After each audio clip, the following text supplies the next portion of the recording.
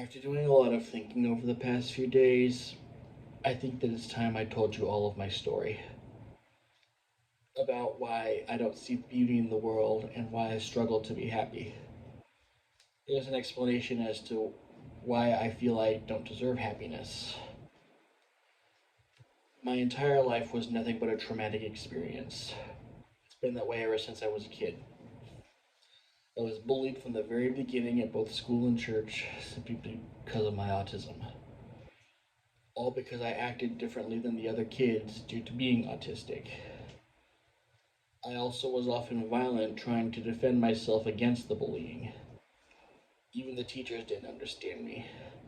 They even suggested putting me in a box and leaving me in the corner of the room. It was because of the bullying and being misunderstood by others to the point where I was almost put in a box in the corner of the room that my parents decided to pull me out of school and homeschool me until I graduated from high school. It was not because of me being violent, because it was the same thing in my own neighborhood from the neighborhood boys being mean to me. Even in some homeschool groups, I was picked on by others, and my parents often got mad at me for the way I acted because they didn't understand my autism. Understand that I was never ever abused by my parents, ever. They loved me, but they just didn't understand my autism. After all, I wasn't diagnosed till I was 11. I also was in a couple after school musical theater programs. The kids there didn't like me either because I was annoying and they didn't understand why. And the person who ran the program, the first one, also didn't like me and I kind of stressed her out because they didn't understand that I was autistic. And it was a shame because I did enjoy musical theater. That's why I'm a bit of a sucker for it now. In high school, I wasn't the best kid either. I acted more immature than the other kids and was also kind of quiet. During high school, I played trumpet in two different bands. The first band, the others didn't mind me, but the second band, I was not liked hardly at all.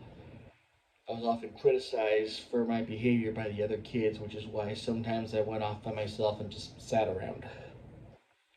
Eventually, after I graduated from high school, I left both those bands. Because I graduated from high school, I couldn't afford it anymore. My first few years of college were not the best either. Many of the students at the college TV studio I had classes for didn't like me hardly at all. They thought I was immature because I tried to be funny and crack jokes. I only had two friends in those classes and I lost contact with them over time. I haven't seen them since. Eventually, I dropped out of college because I couldn't keep up with the general ed stuff. I have dyscalculia, which is a math disability. And that was one thing. That, and I know I wasn't liked by anybody. It's just as well because nobody probably cared anyway that I left.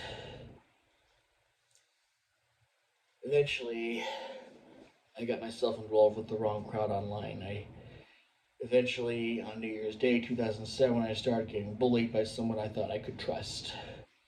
That lasted 3 years and eventually stopped, but even to this day, simple online trolling and people disliking my videos brings back past memories of my past traumas because of it.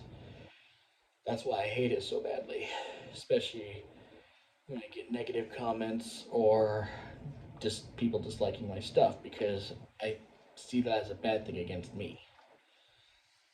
It got so bad that my behavior started to change and not in a good way. I ended up doing something I regretted later in life. I can't say what, and I'd rather not say what, so please understand that I prefer to keep that to myself. Plus, I ditched my college classes. Life in my 20s, starting with that, was a very, very dark time in my life. I was also getting mistreated by management at my job at the time. I eventually was fired in 2010. All this got so bad that eventually in 2010 I came home, saw my parents moving my stuff out, and had a nervous breakdown which landed me in a psych hospital for a week. Yeah, that actually happened. I was there. That alone scared me because I had witnessed a few fights. Upon release from the hospital, That's when I started believing that everyone around me hates me and always has and always will.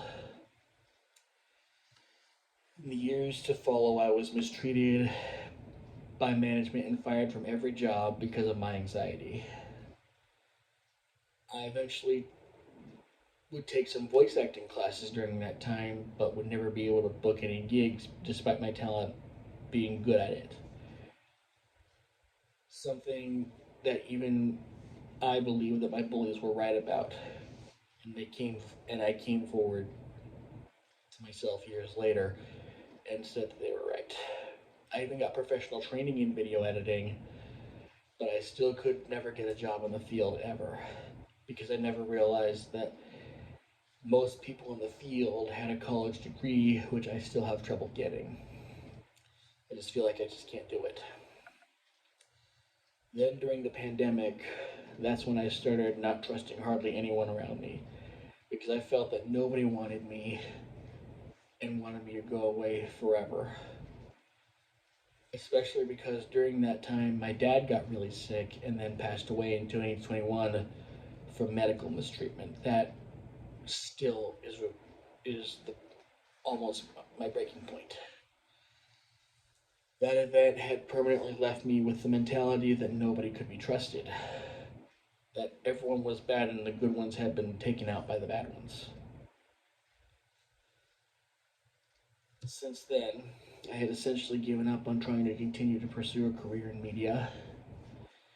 That includes both video editing and voice acting because I know nobody would hire me anyway, no matter how much I tried despite my talents for them. Not to mention, everything I went through led me to believe that I'm a bad person and nobody likes me.